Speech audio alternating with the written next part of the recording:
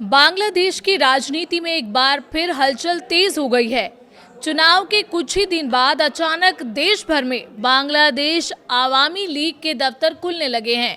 कहीं कार्यकर्ता ताले तोड़कर अंदर जा रहे हैं तो कहीं झंडा लहराकर नारेबाजी कर रहे हैं। लेकिन सवाल बड़ा है, क्या ये सब पार्टी के निर्देश पर हो रहा है या इसके पीछे कोई राजनीतिक समझौता है? नमस्कार, आप देख रहे हैं न्यूज़ 18 राजस्थान का डिजिटल चैनल और आपके साथ मैं हूं वंदना त्यागी।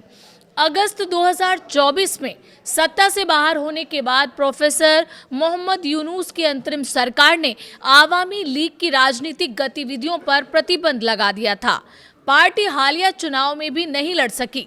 अधिसूचना में साफ कहा गया था कि अंतर्राष्ट्रीय अपराध न्यायाधिकरण में मुकदमा पूरे होने तक पार्टी और उसके सहयोगी संगठनों की सभी गतिविधियां प्रतिबंधित रहेंगी। इसके बावजूद चुनाव के तुरंत बाद ढाका समेत कई जगहों पर आवामी लीग के नेता और कार्यकर्ता अपने अपने दफ्तरों में पहुंचने लगे हैं। कुछ जगहों पर सफाई की गई, नारे लगे, झंडे फहराए गए। वहीं कई जगहों पर जवाबी हमले और कब्जे की घटनाएं भी सामने आई। पार्टी के संयुक्त महासचिव एएफएम बहाउद्दीन नसीम का कहना है कि पार्टी कार्यालयों पर कोई प्रतिबंध या जब्ती नहीं है, इसलिए वहां जाना कार्यकर्ताओं का राजनीतिक अधिकार है।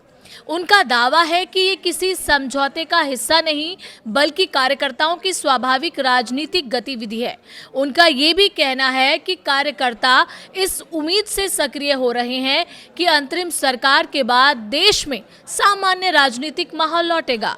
दूसरी तरफ छात्र लीग के कार्यकर्ता रिहान सरदार का दावा है कि उन्हें पार्टी प्रमुख शेख हसीना का संदेश मिला, जिसमें देश भर में जहां संभव हो पार्टी कार्यालयों का दौरा करने की अपील की गई।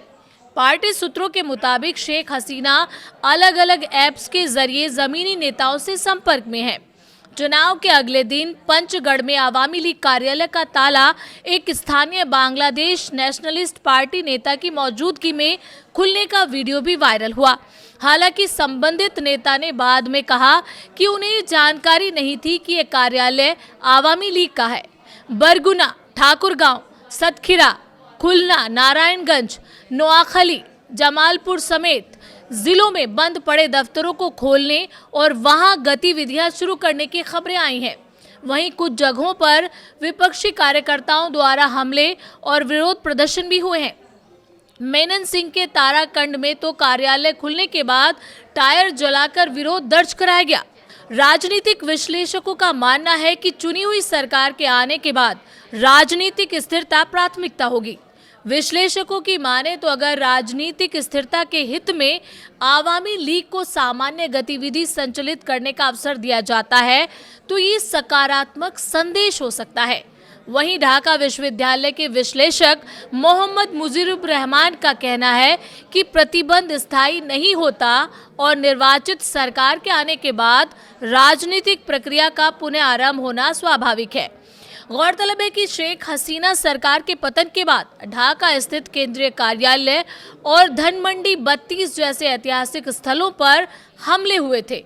इससे पहले नेशनल सिटीजन पार्टी के संयोजक नाहिद इस्लाम ने आवामी लीग के दफ्तर फिर से खुलने पर कड़ा एतराज जताया था।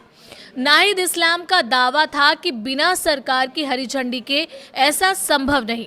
नाहिद इस्लाम ने यह भी आरोप लगाया था कि चुनाव में भारत आवामी लीग और बीएनपी के बीच किसी तरह का गठबंधन हुआ था।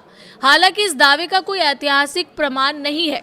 अब सवाल यह है कि क्या आवामी लीग की ये वापसी राजनीतिक पुनर्स्थापना की शुरुआत है या बांग्लादेश की राजनीति में किसी नए समीकरण का संकेत? आपको क्या लगता है कि बांग्लादेश की राजनीति में कुछ बड़ा बदलाव होने जा रहा है? आप अपनी राय हमें कमेंट के जरिए जरूर दें।